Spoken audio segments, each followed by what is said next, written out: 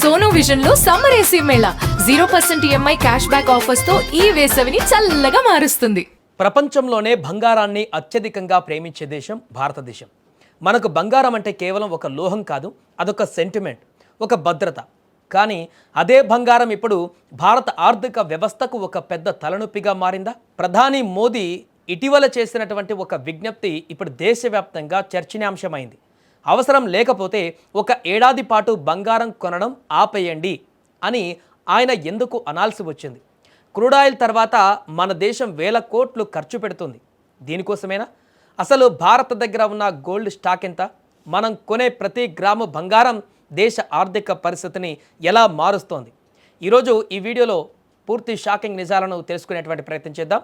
మన దేశంలో ప్రతి ఏటా సుమారు 700 నుంచి 800 టన్నుల బంగారం వినియోగం జరుగుతుంది.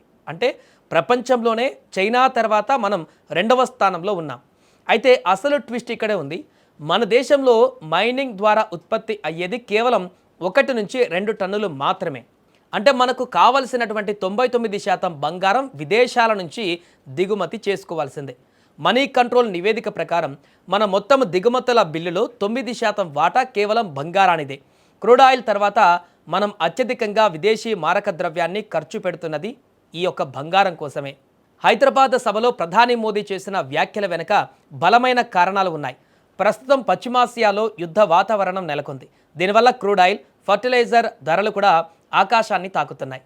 మరి దీని ప్రభావం ఏంటి అనేటువంటి విషయానికి వస్తే, సిఏడి మనం విదేశాల నుంచి కొనే వస్తువుల విలువ మనం అమ్మే వస్తువుల కంటే పెరిగితే దేశం అప్పుల్లో కూరుకుపోతుంది. డాలర్ ప్రెజర్ కూడా ఉంటుంది. బంగారం కొనాలంటే మనం డాలర్లో చెల్లించాలి. మనం ఎంత ఎక్కువ బంగారం కొంటే మన రూపాయి విలువ అంతా పడిపోతుంది. అందుకే మోదీ గారు ఒక స్ట్రాటజిక్ విన్నపం చేశారు. అనవసరమైనటువంటి గోల్డ్ కొనుగోళ్లు, విదేశీ ప్రయాణాలు తగ్గించి స్వదేశీ వస్తువులను వాడాలని కోరారు. ఇది కేవలం సలహా మాత్రమే కాదు, రాబోయే ఆర్థిక అనిశ్చితికి ఒక హెచ్చరిక. గత కొన్ని నెలలుగా గోల్డ్ మార్కెట్లో వింత పరిణామాలు కనిపిస్తున్నాయి. జనవరిలో 100 టన్నులుగా ఉన్న దిగుమతులు ఏప్రిల్ నాటికి కేవలం 15 టన్నులకు పడిపోయాయి. ఇది గత కొన్ని దశాబ్దాలలోనే కనిష్ట స్థాయి.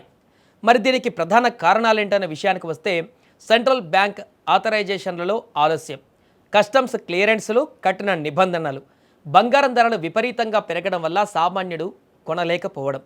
ఇక నిపుణుల ప్రకారం ప్రభుత్వం కావాలనే కృత్రిమ కొరత సృష్టిస్తుందా అన్న అనుమానాలు కూడా ఉన్నాయి.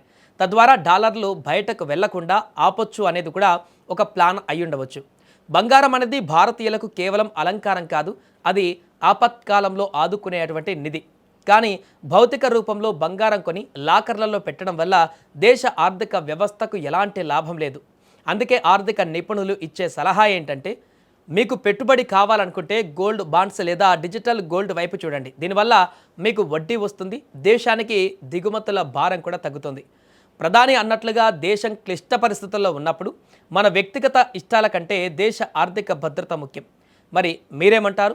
గోల్డ్ కొనుగోలును వాయిదా వేయాలన్న మోదీ గారి పిలుపు సరైందేనా? మీ అభిప్రాయాన్ని కామెంట్ రూపంలో తెలియజేయండి.